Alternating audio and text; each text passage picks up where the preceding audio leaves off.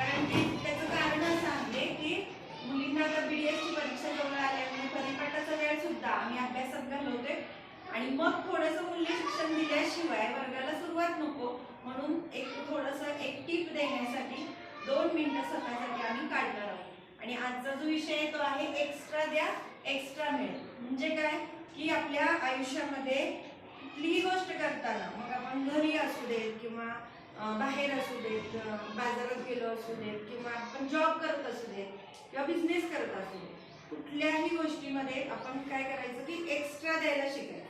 कधीच मोजून मापून कुठलं काम करायचं नाही। कारण का बघा आता उदाहरण सांगते की आता तुम्ही घरात झाडू मारताय, आईनं सांगितलं की एवढं एवढं झाडू मार, घर स्वच्छ कर। मग आपण काय करतो, आईनं सांगितलं तेवढंच झाडतो आणि शांत बसतो, बरोबर की नाही?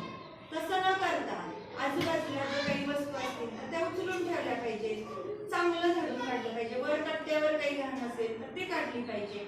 म्हणजे आईनं सांगितलं तेवढंच न करता थोडंसं एक्स्ट्रा केलं पाहिजे। बाजारात गेलो, समजा आईनं सांगितलं की कोथिंबीर आण, बाजारात गेलो आणि आपल्याला आठवलं तिथं मिरची बघितली, आपल्याला आठवलं की अरे घरात मिरची संपली, तर आपण काय केलं पाहिजे, काय केलं पाहिजे, आपण मिरची पण घेऊन आलं पाहिजे, आहे की नाही? म्हणजे आईनं सांगितलं की कोथिंबीरच आण, मी मिरची आणणार नाही असं करायचं नाही। किंवा आपण एखाद्या जॉबच्या ठिकाणी आलो तर आपलं जे काम आहे तेवढंच मोजून मापून न करता तिथे काही इव्हेंट असतील, काही एक्स्ट्रा काम असेल तर त्यावेळेस आपण सुद्धा त्यात योगदान दिलं पाहिजे। आणि जेव्हा आपण अशा पद्धतीनं एक्स्ट्रा करतो तेव्हा आपल्याला सुद्धा आयुष्यात मिळताना एक्स्ट्राच मिळतं। मोजून मापून केलं तर मोजून मापून मिळतं। म्हणून नेहमी मग अभ्यास असेल, अभ्यासात पण तसंच करायचं, जेवढं सांगितलं तेवढंच नाही, थोडंसं चाकोरी बाहेर जाऊन आपल्याला करता आलं पाहिजे, थोडीशी ॲडजस्टमेंट करता आली पाहिजे।